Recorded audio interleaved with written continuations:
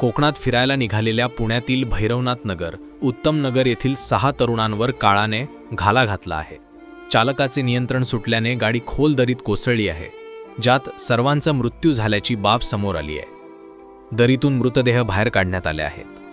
प्रथम शहाजी चव्हाण, साहिल साधू बोटे, श्री महादेव कोळी, ओंकार सुनील कोळी, शिवा अरुण माने हे सर्वजण पुण्यातील भैरवनाथ नगर, उत्तम नगर येथून 17 नोव्हेंबरला रात्री 11:30च्या सुमारास MH12YN 804 क्रमांकाची महिंद्रा कंपनीची थार गाडी घेऊन कोकणात निघाले होते।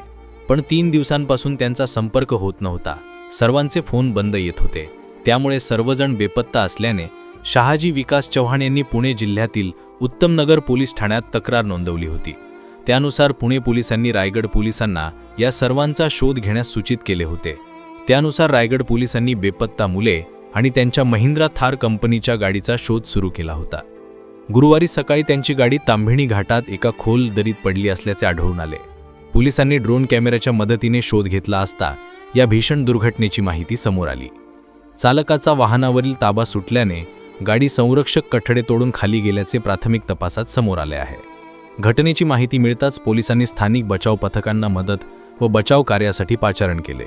खोल दरीत उतरून मृतदेह बाहेर काढणे अतिशय आव्हानात्मक होते, त्यामुळे प्रशिक्षित रॅपलर्सची मदत घेऊन हे काम सुरू करण्यात आले आहे। संध्याकाळी सर्व मृतदेह काढून माणगाव येथील उपजिल्हा रुग्णालयात आणण्यात आले आहेत। बाहेर काढण्याचे काम सुरू होते। माणगाव पोलीस ठाण्याचे प्रभारी निवृत्ती बोऱ्हाडे या प्रकरणाचा पुढील तपास करत आहेत।